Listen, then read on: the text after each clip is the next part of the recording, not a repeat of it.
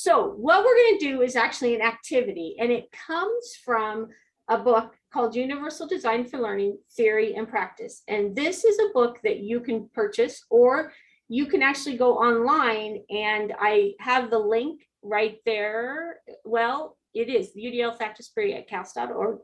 And I also have it in the resources, but you can go online and you can use it as an interactive book. And I'm sorry, I say I have a typo, it's cas.org, O-R-G.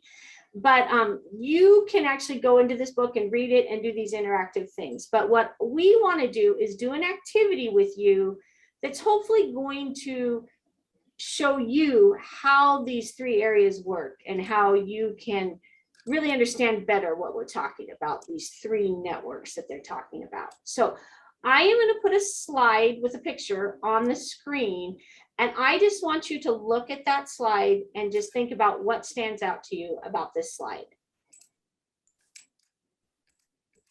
So just think about it for a minute, and then what I'd like you to do is whatever stood out to you, just put it in the chat, but don't press enter yet. So just first thing that stood out to you, first one or two things.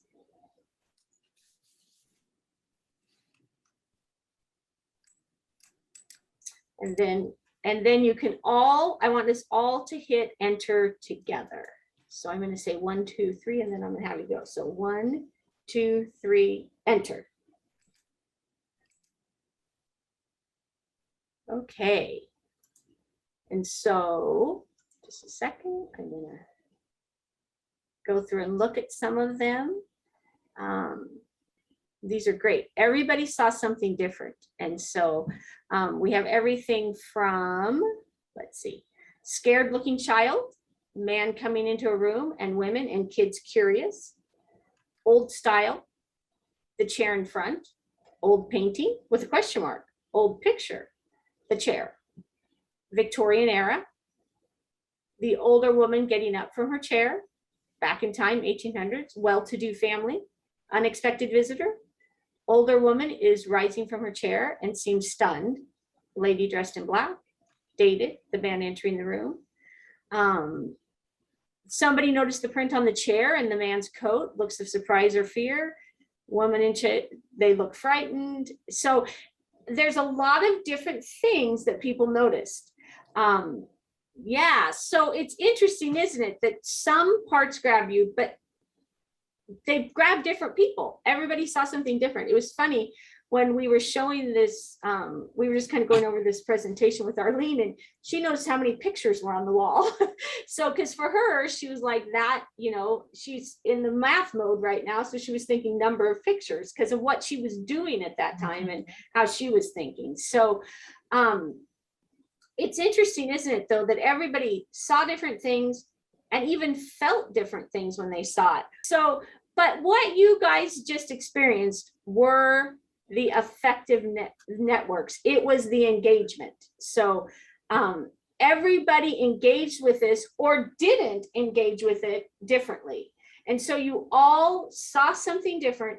And there were many factors that are going to impact that attention. And I love the fact that the one person said her son lives far away. And so that connected with her. And so right away, she was thinking it might be a son. And so, but that's your context for it. And so that's what made you think that. And then other people would might see fear, and there might be something about your day or your background that would make you see something different. And so really there's a lot of things that will, factors that will impact your attention, like your emotional state, your familiarity with the picture. I thought somebody might be familiar with it, your interest or lack of interest in the content or form, and your actual state of energy or your fatigue. You guys are at the end of 2 days of lots of training, so that could affect you too. And so you can say that actually all those things are also going to affect our students when they're looking at things and how they're going to perceive and engage with the material that you give them. And so this is really a demonstration of this engagement. And so for purposeful, motivated learners, we have to stimulate their interest and motivation for learning. We've got to get that engagement. it's like the shelves that learning sits on. If we don't have the engagement, everything just falls down and we don't get any, they won't even be able to learn if they haven't engaged with it. So, and that's where we need to, you can see all the different things that different people saw there. So that's why it's important to give different ways for them to engage and to really kind of think about, okay, how many different ways could I get these to be engaged with this activity? And that's where things like this modeling our world for mathematics, it really does engage them because it talks about real world things and then, you know, does the math through it, but it's real world ideas that they understand. And so they have a reason to do that math. So,